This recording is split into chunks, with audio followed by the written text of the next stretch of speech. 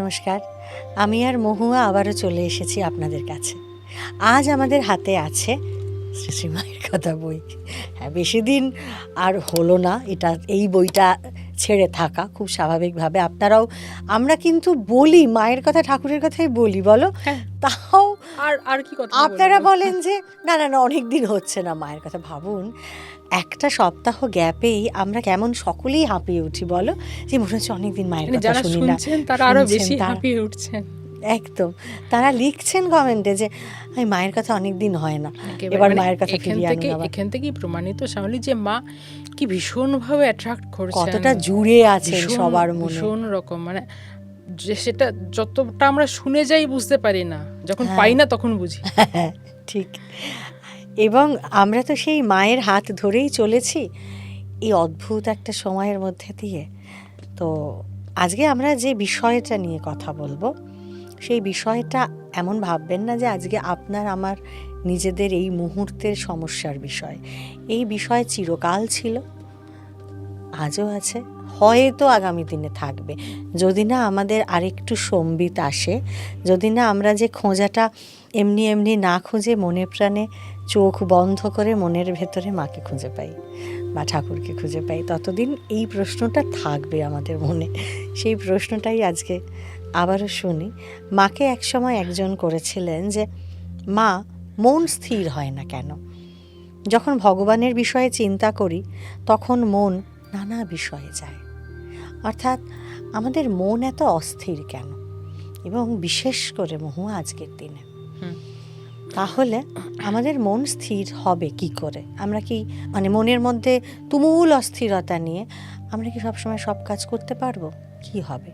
এবং আমরা দেখেছি মা সবসময়ই, আমরা বলি, একটা অল্টারনেট উপায় বলেছেন, এবং যে কারণে যখন যেমন তখন তেমন। আমরা সব সময় বলি যে ভাবো, ঠাকুরকে দেবার জন্য রান্না করা ভাত পড়ে গেছে, সেই ভাত তাহলে দেওয়া যাবে না ঠাকুরকে, সেখানেও মা এসে দাঁড়াচ্ছেন তার অভয় হাত নিয়ে, একেবারে অভয় মুদ্রা দিয়ে, যে এও দেওয়া যাবে। বিকল্পটা প্রত্যেকটা জিনিসের সঙ্গে বিকল্প দেখিয়েছেন।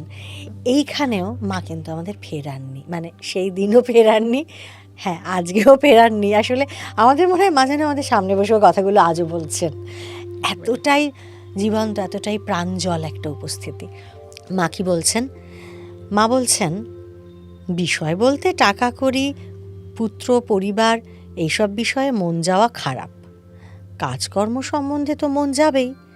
ধ্যান না হয় জপ করবে, জপাত সিদ্ধি, জপ করলেই সিদ্ধি লাভ করবে। ধ্যান হলো ভালো, না হয় তো জোর করে ধ্যান করবার দরকার নেই। এটাই মায়েরা, জানো তো, সহজ কথা। কারণ এখানে দেখো অনেকগুলো ব্যাপার বললেন।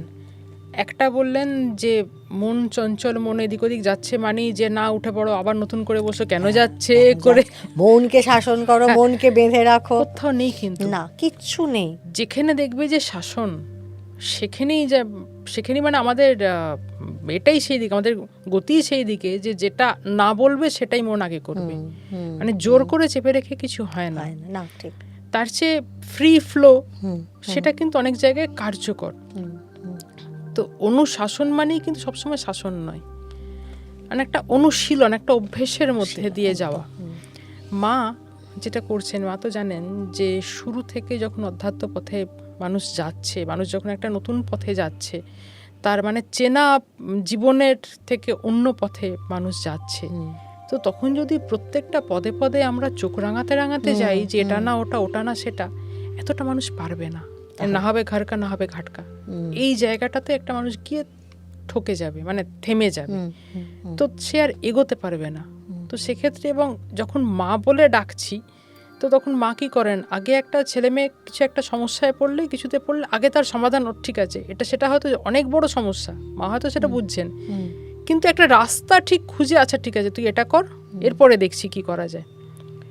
মাও কিন্তু সঙ্গে সঙ্গে একটা বিকল্প, এবং দেখো ব্যাপারটা কেমন একটা হালকা করে দিচ্ছেন, যে বিষয় বলতে স্ত্রী, পুত্র, পরিবার, টাকা কড়ি, এইসব বিষয়ে মন যাওয়া খারাপ। এটা কিন্তু কাজকর্ম সম্বন্ধে তো মন যাবেই। এটা কিন্তু একটা চিরাচরিত সমাধান মা যেটা দিচ্ছেন, যে তার মানে স্ত্রী পুত্র পরিবার মানে যেখানে নিজের স্বার্থ এবং যেখানে বিষয় চিন্তা, টাকা কড়ি, অর্থ চিন্তা, তার মানে যে যার সাথে নিজের স্বার্থ ডিরেক্টলি জড়িয়ে আছে, সেখানে এই জিনিসটাতে মন যাওয়া মানে ওইটাই হচ্ছে বিষয়। বিষয় বলতে কিন্তু এই জায়গাটা নিয়ে আসছেন, মাত্র প্রত্যেকটা কথার মধ্যে মানে একটা সূক্ষ্ম ব্যাপার থাকে। বিষয় বলতে এইগুলো, এবং বলেওছেন তিনি যে এই বিষয় বলতে এইগুলো টাকা বিষয়। কড়ি পুত্র পরিবার। আমরা বিষয় বলতে টাকা কড়ি পুত্র পরিবার, না যেটা আমরা বলি বিষয় এবং বিষয়ী। দেখো এখান থেকে কিন্তু একটা সংজ্ঞা বেরোলো। এবং তারপরে বলছেন যে এই সব বিষয়ে মন যাওয়া, এই সব বিষয় মন যা করা, তার মানে দুটো জিনিস। বিষয় বলতে এগুলো হচ্ছে আসলে বিষয়, বৈষয়িক ব্যাপার বলতে স্ত্রী পুত্র টাকা কড়ি, এবং এই সব বিষয়ে মন যাওয়া খারাপ। কাজকর্মে মন যাবে, কাজকর্মের সঙ্গে কিন্তু বিষয়ে ডিরেক্টলি কোনো সম্পর্ক নেই। তার মানে কাজ কিন্তু সবসময় স্বার্থকেন্দ্রিক নয়, কাজ সবসময় যে ব্যক্তি কেন্দ্রিক নয়। একটা কাজ আমরা যদি এবার যদি একটা কাজকে যদি একটা বড় স্ফিয়ারে যদি ভাবি যে একটা কাজ, সেটা হয়তো আমি ভাবছি আমার ব্যক্তিগত কাজ, কিন্তু আলটিমেটলি দেখবে সেই কাজটার সঙ্গে না অনেকে জড়িয়ে থাকে। মানে ওই কাজটার ফল আর একটা কাজ, সেটার ফল আর একটা কাজ, মানে এটা আমাদের খুব ছোট্ট কাজই আলটিমেটলি সেটা গিয়ে একটা বৃহৎ পরিসরে দাঁড়ায়। তাহলে সেখানে ব্যক্তি কাজ কোথায় রইল? মানে আজকের তোমার যদি একটা ঘর গোছানো, সেটার পেছনেও সেটা তোমার নিজের ঘর হতে পারে, কিন্তু সেটার পেছনেও তুমি দেখবে যে আলটিমেটলি সেটা গিয়ে একটা বৃহৎ পরিসরে গিয়ে দাঁড়ালো। যে ঠাকুর বলেছিলেন মেলায় গিয়ে কিছু কিনতে হয়, একদম ছোট ছোট জিনিস, একেবারেই খুব ছোট ছোট জিনিস একটা অনেক বড় জায়গায়। কারণ কাজ কখনো একটুতে শুরু হয়ে গেল শেষ হয়ে গেল এরকম বুদবুদের মতো হয় না। মানে একটা কাজ ছাপ রাখতে যায় আলটিমেটলি, মানে কাজ এতটাই ছাপ রাখে, আলটিমেটলি আমাদের সৃষ্টি চক্র ঘুরছে কিন্তু কর্মে, মানে কর্মনিয়ন্তা। যে কারণে কর্ম কখনো ব্যক্তিগত হতে পারে না। প্রত্যেকটা কর্মের অনুও কিন্তু সেই ওইটার একটা পার্ট। যে কারণে কর্মকে মা বিষয়ে রাখছেন না। একটা কি বিরাট সমাধান তুমি দেখো এখানে, কাজকর্মে মন যাবে। এবং এটা ঠিক, তুমি সকাল থেকে রাত্রি পর্যন্ত একটা মানুষ সারাক্ষণ কর্মের মধ্যে থাকে, কর্ম ত্যাগ করা সম্ভব নয়। ঠাকুর বলছেন কথামৃতে, কারণ আমরা হয়তো কোনো কাজ করছি না, আমরা জাস্ট এমনি বসে আছি, কিন্তু এই যে একটা নিঃশ্বাস নিচ্ছি, এটাও তো কর্মের মধ্যে পড়ে। একদম। দেখো তার মানে এইখানে আমরা দুটো জিনিস পেলাম। একটা হলো বৈষয়িক ভাবনা বলতে কি বোঝায়, কাজটাকে কিন্তু বিষয় থেকে মা আলাদা করলেন, এবং কাজটা হতে পারে সেটা রুজি রোজগারের জন্য কাজ, কিন্তু তার সাথে আরো অনেকে জড়িয়ে আছেন। তুমি সেখানে তোমার একটা দায়বদ্ধতা আছে, তোমার সেখানে একটা কর্তব্য আছে, সেইটা নিয়ে চিন্তা না করলে শুধু তোমার একা না, তোমার সঙ্গে জড়িত আরো অনেকের ক্ষতি হবে। তুমি সেই চিন্তাটা তো তোমার আসবেই। এবং তারপরে আর একটা বলছেন যে ধ্যান না হয় জপ করবে, মানে ছড়িয়ে পড়া মনটাকে টুকরো টুকরো করে এনে ওখানে বসবে, একটা জায়গায় একটুখানি সংগ্রহ করো। বলছে জপ করলেই সিদ্ধি লাভ হবে। এরপরেও বলছেন ধ্যান যদি হয় ভালো, না হলে জোর করে ধ্যান করবার দরকার নেই। তার কারণ দেখো, যখন কোনো কিছু পরপর স্টেপগুলো এক তো চাপিয়ে দিচ্ছেন না, যে ধ্যান হচ্ছে না বলে আমার সারা জীবন কি হলো ভেবো না, তার থেকে তুমি জপ করো, এটা একটা স্টেপ। কিন্তু আরেকটা দিকে দেখো, যেহেতু মা প্রত্যেকটা কথার লিঙ্ক ধরে আসছেন, যে মুহূর্তে কাজের চিন্তা মনে থাকছে ওটাকে তো খারাপ বলছেন না, ওটাকে বদ বলছেন না। যে মুহূর্তে কাজের চিন্তা মনের মধ্যে থাকছে, মনটা তো শূন্য হচ্ছে না। একটা মানুষ যখন বসছে, সে কিন্তু তার সমস্ত কাজ নিয়ে বসছে। একটা চুপ করে বসে থাকলেও মানুষ কাজ নিয়ে বসছে, এটা কিছু তার মাথার মধ্যে চলছে, কিছু নিয়ে একটা বসছে, তার মানে মনটা শূন্য হলো না। সেই অবস্থায় ধ্যান করা সম্ভব হয় না। কাজেই মন শূন্য না হলে ধ্যান নেই, কিন্তু জপ করা সম্ভব হয়। বলছেন তো যে ধ্যান হলে ভালো, জোর করে ধ্যান করবার দরকার নেই। কারণ কাজ যদি মন থেকে আস্তে আস্তে, সেটা ঠাকুর যেরকম বলছেন যে কর্মত্যাগ, সেটা একটা অবস্থা। ওই অবস্থায় নিজে নিজে আসা যায় না, ওই অবস্থায় ডেস্টিনি তোমাকে নিয়ে যাবে, এবং তোমার পথ, মানে তোমার সাধনা তোমাকে নিয়ে যাবে ওই অবস্থায়। নিজে যতটা পর্যন্ত যাওয়া যায় ততটা পর্যন্ত জপকে সম্বল করে যাওয়া যায়। যে কারণে মা জপের ওপর এত গুরুত্ব দিচ্ছেন, এবং জপটা আরো একটা প্রয়োজনীয়। মা কেন বারবার জপের ওপর গুরুত্ব দিচ্ছেন, তার কারণ কাজ করতে করতেও জপটা করা যায়, ঠিক ধ্যানটা করা যায় না। মা নিজে সারাক্ষণ কাজ করেছেন, সকাল থেকে রাত্রি পর্যন্ত সারা জীবন কাজ করেছেন, এবং কাজ করতে করতে মা জপ করেছেন। মায়ের ধ্যান কখন করতেন সে পরের কথা, কিন্তু জপ মা দেখাচ্ছেন, মা বলছেন বহু জায়গায়, এই ধরো ডালটা বসালাম, একটু জপ করে নিলাম, এই গাছে জলটা দিচ্ছি, জলটা দিতে দিতে একটু একটু জপ করে নিলাম। তার মানে কাজ এবং ওটা দুটো একসাথে হচ্ছে, কারোর জন্য কাউকে ছাড়তে হচ্ছে না। কিন্তু ধ্যানের জন্য একটা জিনিস ছাড়তে হবে, যে কারণে যতক্ষণ পর্যন্ত আমরা ছাড়া স্টেজে না আসছি, ডেস্টিনি আমাদের সেই জায়গায় নিয়ে না যাচ্ছে, ততদিন পর্যন্ত এটাও থাক ওটাও থাক, মা মাইনাস করছে না, যোগ করতে করতে যাচ্ছে। যাদের কাছে দীক্ষা হয়নি, যারা দীক্ষা নেননি এখনো, তাদের তো বীজমন্ত্র নেই, তাদের তো জপ করার কোনো অবলম্বন নেই। সেক্ষেত্রে তারা কি করবেন? তারা মায়ের কথা বা ঠাকুরের কথা চিন্তা করতে করতে কাজ করবেন। একদম, মানে কোথাও তো একটা ছড়িয়ে থাকা মনটাকে এনে রাখতে হবে, সেইটুকুই করবেন। কারণ একটা না, এও তো ঠিক যে একটা কাজ করতে করতে আরও 25টা চিন্তা করলে তাহলে ওই সময় যে কাজটা করা হয় সেই কাজটা আসে না। কারণ কাজে তো ফুল কনসেন্ট্রেট করতেই হবে, তাহলে সেইখানে ওই কাজের অনুষঙ্গে আরও অনেকগুলো বিষয় আসবে। কাজে সেক্ষেত্রে তো এমনি কাজের লেজ ধরে অনেকগুলো বিষয় চলে আসছে, কাজে তখন তো অলরেডি অনেকগুলো বিষয় নিয়ে আমাদের মাথার মধ্যে ভাবনা চিন্তা চলছেই। তখন যদি আমার কাছে জপের মন্ত্র না থাকে, বীজ মন্ত্র না থাকে, তখন তাহলে আমার মা বা ঠাকুর রয়েছেন, তাদের কথা ভাববো যে এরকম পরিস্থিতি তখন তাঁরা কী করতেন, তিনি কি ভাবতেন, ওইটা অটোমেটিক্যালি চলে আসতে আসতে এইটা হয়ে যাবে। এবং মা তো আর একটা মানে আমাদের সবার জন্যই বা যাদের হয়নি তাদের জন্য তো আরো বেশি, মা সেই রাস্তাটা দেখিয়ে দিচ্ছেন যে তুমি যদি একটা বিছানা করো, বিছানাটা করতে করতে তুমি ভাবো না যে ঠাকুর সেখানে বসবেন, ঠাকুর এসে শোবেন, তাহলে তোমার সমস্ত যত্নটা সেটাতে বেরোবে। বা একটা জল মানে একটা জল ভরছো বা একটা থালা মাজছো, যেই থালাটা ঠাকুরকে খেতে দেবো, একদম একদম এটা করলো তাহলে ঠাকুরের চিন্তাটাও হলো, আর এই কাজটা তো তার মানে প্রত্যেকটা ঠাকুরকে খেতে দেবো। বা আমরা যদি আমাদের মতো আলোচনায় আসি, যেটা দাঁড়াচ্ছে যে প্রত্যেকটা কাজেরই একটা মানে এমটা একটা চূড়ান্ত জায়গায় নিয়ে গিয়ে বেঁধে। আসলে ওটাই যে তোমার কোনো কাজই আসলে ছোট নয়, তার একটা মহৎ কারণ আছে, সেই মহৎ কারণে কাজটাকে তুমি উত্তীর্ণ করে নিয়ে যাও, সেটাকে তুমি ওপরে নিয়ে যাও, সেই ভাবনাটার মধ্যে থাকলেই তোমার যে কোনো কাজ সুন্দর হবে, ভালো হবে, এবং তাহলে তোমার সময়টাও নষ্ট হলো না। আর একটা শাওলি, আর একটা মানে যেটা কাজের ক্ষেত্রে, আমাদের যখন কাজের কথাই হচ্ছে, কাজের ক্ষেত্রে একটা চূড়ান্ত অবস্থা যেটা হয়তো মা এখানে সেভাবে বললেন না, কিন্তু আলোচনা প্রসঙ্গে আসে, যে কাজ করতে করতে করতে করতে কোনো একটা বিষয়ের মধ্যে, কোনো একটা কাজের মধ্যে তুমি যদি ডিপলি ঢুকে যাও, তখন কিন্তু তুমি মানে সেখানে জপের মতো পরিস্থিতি হয়তো নেই,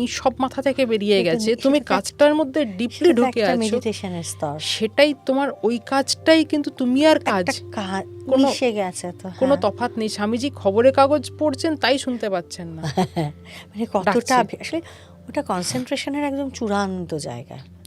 দেখবে এই ব্যাপারটা হয়ে যায়, কিন্তু মানে অনেকবার ডাকার পরে তুমি করতে মানে আকাশ থেকে পড়লে যে হ্যাঁ কেন ডাকছে, কি ডাকছে, মানে ওই মুহূর্তটাই তুমি নেই, ওই জায়গাটাতেই নেই, তুমি ফুল কনসেন্ট্রেশন ওই সময় একেবারে চরমে পৌঁছেছিল।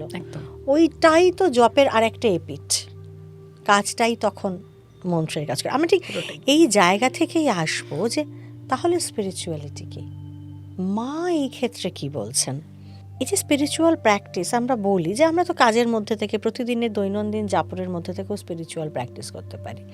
ঠাকুর বলছেন গৃহী সন্ন্যাসী, নাম দিচ্ছেন, বিশাল নাম দিচ্ছেন, এটা গৃহী সন্ন্যাসী। বলছেন যে তুমি জপ তপ করতে তোমাকে ধ্যানে বনে যেতে হবে না, তুমি ঘরের কোণে, বনে আর অথবা মনে, মানে অসাধারণ জায়গা দেখিয়ে দিচ্ছেন যে তোমাকে মানে পাহাড় পর্বত গিরি গুহাতে যেতে হবে না, হ্যাঁ পরিষ্কার মানে ঘরের কোণ না জুটলে মন, যেটা সবসময় মানুষের থাকে, ওইটুকু সাধনা, ওইটুকু practice enough for one life. তাহলে সেই জায়গায় এসে আমাদের প্রশ্ন হলো যে তাহলে কি সত্যি স্পিরিচুয়ালিটির জন্য মানুষের জীবনে, মানুষের মনে নির্জনতা, একা থাকা দরকার? যদিও ঠাকুর দেখিয়ে দিচ্ছেন মন, তবুও আমাদের মনে হয় যে আমাদের মতো মানুষদের জন্য তাহলে কি স্পিরিচুয়াল লাইফ লিড করার জন্য একটু নির্জন হওয়া, একটু একা থাকা দরকার? এখানে আমি একটু এই বইটা থেকে পড়ি, আমরা যার কথা পড়ছি এখন, স্বামী শান্তানন্দ, তিনি লিখছেন যে আমি মাকে জিজ্ঞাসা করলাম, কাশীতে মঠে থেকে সাধন ভজন করা ভালো না নির্জনে সাধন ভজন করা ভালো? ঠিক দেখুন একই প্রশ্ন, কি অদ্ভুত না, খুব সূত্র ধরে একের পর এক চলে আসে। মা কি বলছেন? মা বলিলেন, নির্জনে ঋষিকেশ প্রভৃতি স্থানে কিছুকাল সাধন ভজন করে মন পাকলে তারপর মনকে যেখানেই রাখো, যে লোকের সঙ্গেই মেশো, একরূপই থাকবে। যখন গাছ চারা থাকে তখন তাকে চারিদিকে বেড়া দিতে হয়। বড় হলে ছাগল গরুতেও কিছু করতে পারে না। নির্জনে সাধন করা খুব দরকার। যখন মনে কোনো বিষয় উদিত হবে, জানবার ইচ্ছে হবে, তখন একাকী কেঁদে কেঁদে তাঁর নিকট প্রার্থনা করবে। তিনি সমস্ত মনের ময়লা ও কষ্ট দূর করে দেবেন আর বুঝিয়ে দেবেন। তখন শান্তানন্দজি আবার বলছেন যে, আমার তো সাধন ভজনের শক্তি নেই, আপনার পাদপদ্মে পড়ে আছি, আপনি যা হয় করুন। মা তখন হাত জোর করে ঠাকুরকে প্রার্থনা করতে লাগলেন, ঠাকুর তোমার সন্ন্যাস রক্ষা করুন। তিনি দেখছেন তো, তোমার ভয় কি? ঠাকুরের কাজ করবে, সাধন ভজন করবে, কিছু কিছু কাজ করলে মনে বাজে চিন্তা আসে না। একাকী বসে থাকলে অনেক রকম চিন্তা আসতে পারে। মানে আজকের জন্য একদম, হয়তো সেই সময়ের জন্য অবভিয়াসলি যখন বলেছেন, মানে সারা জগতে সারা জীবনের জন্যই, মানে অনন্ত সময়ের জন্য, এর থেকে বড় আর কোনো কথা হয় না। সমস্ত মনের ময়লা ও কষ্ট তিনি দূর করে দেবেন। আর তার কিছু জানার ইচ্ছে হলে, কোনো বিষয় মনের মধ্যে উদিত হলে তার কাছে কেঁদে কেঁদে প্রার্থনা করো। এবং বলছেন, একাকী বসে থাকলে অনেক রকম চিন্তা আসতে পারে, সাধন ভজন করবে, কিছু কিছু কাজ করলে বাজে চিন্তা মনে আসে না। তার মানে স্পিরিচুয়ালিটি, এখানে অনেকগুলো জিনিস বললেন, এখানে অনেকগুলো, একটা বললেন যে ঋষিকেশের মতো জায়গাতে, হ্যাঁ ঋষিকেশ বা এই হরিদ্বার, ঋষিকেশ, এই জায়গাগুলো, উনি তখন সন্ন্যাসী, ওই পথটা, এই জায়গাগুলো মানে কিছু কিছু জায়গায় আমরা বলি না ভাইবস ভীষণ স্ট্রং। তা সেই জায়গাগুলোতে গিয়ে যদি জপ ধ্যান করা যায়, ধ্যান জপ মানে একটু কনসেন্ট্রেটেড হওয়ার চেষ্টা করা যায়, সেই ভাইবসটা ভেতরে এসে ঢোকে।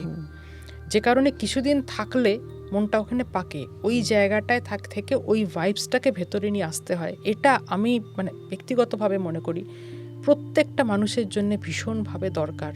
অ্যাকচুয়ালি একটা জায়গায় গিয়ে বা কোথাও থেকে একটু অক্সিজেন সঞ্চয় করে নিয়ে আসে, কারণ আজকে তুমি যতটা অক্সিজেন সঞ্চয় করে নিয়ে আসতে পারবে, তোমার দিকে তোমার মুখ চেয়ে যারা বসে আছে তাদেরকে তুমি ততটাই অক্সিজেন দিতে পারবে, মানে তুমি ততটাই এনার্জাইজড হবে।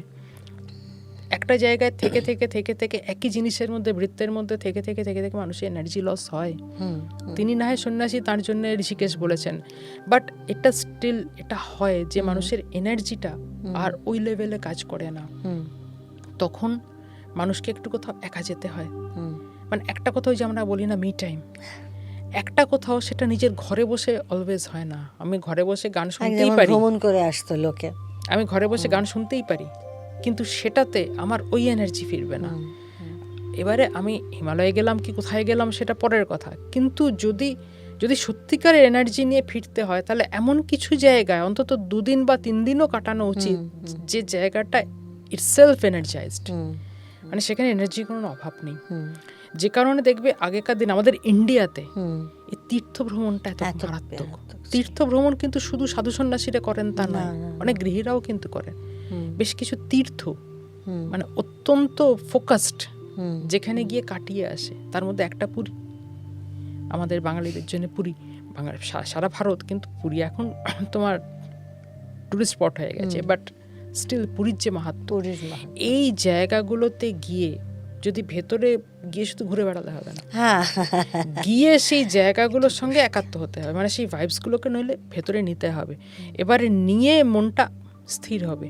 সন্ন্যাসী তারা তো জানেন কিভাবে মনটাকে কন্ট্রোল করতে হয়, বাট একটা পজিটিভ মানে একটা চরম পজিটিভ কিছুর কাছে আমরা তো অসহায়, মানে খড়কুটো। এবার সেটা যদি আমাদের আচ্ছাদন করে রাখে পুরোটা, তুমি যেটা নিয়ে ফিরলে জানো বা না জানো, সেইটা দেখবে মানে সেই ওই অন্নপূর্ণার ভান্ডার বেরোচ্ছে তো বেরোচ্ছে, বেরোচ্ছে তো বেরোচ্ছে। এই জিনিসটা ভীষণ দরকার মনটাকে স্থির করার জন্যে। যাদের একান্ত যাদের না হয়, মা আরও বলে দিয়েছেন যে মা যাদের সেই শক্তি নেই, যারা যেতে পারে না, আমরা হয়তো পড়বো, তুমি হয়তো আসবে সেই জায়গায়, মা পরিষ্কার বলছেন যে বেলুড় মঠ যাও, কামারপুকুর যাও। জয়রামবাটি নিজে বসে আছেন বলে বলতে পারছেন না, কামারপুকুর যাও, বেলুড় মঠ যাও, মানে একান্ত যাদের ওইখানেও কিন্তু ওই ভাইবসের জন্য যেতে হবে। বিল্ডিং দেখার জন্য গেলে হবে না। বিল্ডিং এর আজকালকার দিনে সেলফি তোলা বা ছবি তোলা ওইটার জন্য হবে না, করলে হবে ভাইবসটার জন্য যেতে হবে, গিয়ে মনটাকে স্থির করে নিয়ে এসে এবার তুমি কাজে নামো। এবার মা যখন বলছেন যে যখন কোনো বিষয়ে মন জানতে চাইবে, যখন এটা কোনো কিছুর জন্য আকুল হবে, তখন কেঁদে কেঁদে তার কাছে প্রার্থনা করো। যদি মন অস্থিরই হয়, ওখানে চলে যান, হাতের কাছে যে জায়গা পাবেন, বেলুর, পুরী, মানে যে কোনো জায়গা আপনার যেটা মনে হয় আপনি ওখানে গেলে একটু দুদণ্ড শান্তি পাবেন, সেই জায়গায় গিয়ে কেঁদে কেঁদে মনের মধ্যে তাকে বলুন, মানে একটা, এবং ফিল করুন যে তিনি আছেন তো বটেই। সেই ফিল থেকে, সেই বিশ্বাস থেকে যদি তার কাছে সবটা সমর্পণ করা যায়, তাহলে ওই যেটা মহুয়া বলল, আপনি অন্নপূর্ণার ভাণ্ডার আপনার মনের মধ্যে, বুকের মধ্যে নিয়ে ফিরবেন। স্পিরিচুয়ালিটিতে থাকুন, মন আলোয় ভরে থাকুক। আর ওই যে আবারও বললাম যে সব কিছুই খারাপ খারাপ বলে দূরে সরিয়ে দেবেন না, বিষয় চিন্তা আসুক, কিন্তু কোনটা আসল বিষয়। বৈষয়িক চিন্তা বলতে আমরা কি বুঝবো? কাজের চিন্তা খারাপ নয়, স্বার্থ চিন্তা, ব্যক্তিগত চিন্তা খারাপ। এবং চিন্তা এলে আমরা কি করতে পারি, কোন চিন্তা, কতটা পরিমাণের চিন্তা সেক্ষেত্রে খারাপ, পুরো একদম, যেটা আমরা আবারও বলি, লাইফস্টাইল গাইড বুক পুরো হাতে ধরে ধরে মা বুঝিয়ে দিয়ে গেছেন, বলে দিয়ে গেছেন। কারণ এই জিজ্ঞাসা, এই জানতে চাওয়ার ইচ্ছা এবং এই দিশেহারা ভাব মানুষের তো থাকবেই। মানুষ এই জীবন লইয়া কি করিব, এটা তো মানুষের আজীবনের প্রশ্ন, মানে মহাকালের একদম অনন্ত প্রবাহের, অনন্ত সময়ের প্রশ্ন। আমরা শুধু প্রতিবার ফিরে ফিরে এসে আমরা এইগুলো শিখে শিখে যেন এগোতে পারি। খুব খুব ভালো থাকুন, খুব আলোয় থাকুন, ভালো থাকুন, আলোয় থাকুন। মায়ের কথা, ঠাকুরের কথা শুনুন। আমাদের জ্ঞানগঞ্জ শেষ হয়ে গেছে ইতিমধ্যে। শুক্রবার আমরা বলেছি বারবার যে জ্ঞানগঞ্জের আমরা শুধু গোপীনাথ কবিরাজজির বই থেকে যেটুকু আমরা বুঝতে পেরেছি, বোঝার চেষ্টা করেছি মাত্র, আমরা সেটুকু শুধু আপনাদের সঙ্গে শেয়ার করেছি মাত্র। এখন আমরা যে জীবন নিয়ে আলোচনা করছি, আগামী দিনে আরও অনেক মহাপুরুষদের জীবনী নিয়ে আসবো, আনার চেষ্টা করব আপনাদের সামনে। আপনারা আমাদের সঙ্গে থাকুন, শুনতে থাকুন শুধুমাত্র প্যাস্টেল স্পিরিচুয়াল। আপনারা আমার সকলের ভালো থাকার পাসওয়ার্ড। আর হ্যাঁ, আমাকে কৌশিক, কৃষ্ণেন্দু ওরা ওখান থেকে বলেছে তুমি এবার একবারও বলনি, আমি তাই যেতে যেতে একবার বলে দিই, চ্যানেলটা একটু সাবস্ক্রাইব করে নেবেন। হ্যাঁ, তাহলে একটু আমাদের ভালো লাগে যে আমরা অনেকে মিলে আমাদের ফ্যামিলিতে আছি। আজ এই পর্যন্তই, আবারও ফিরে আসবো আপনাদের কাছে। আমাদের সঙ্গে থাকুন, খুব ভালো থাকুন, আলোয় থাকুন।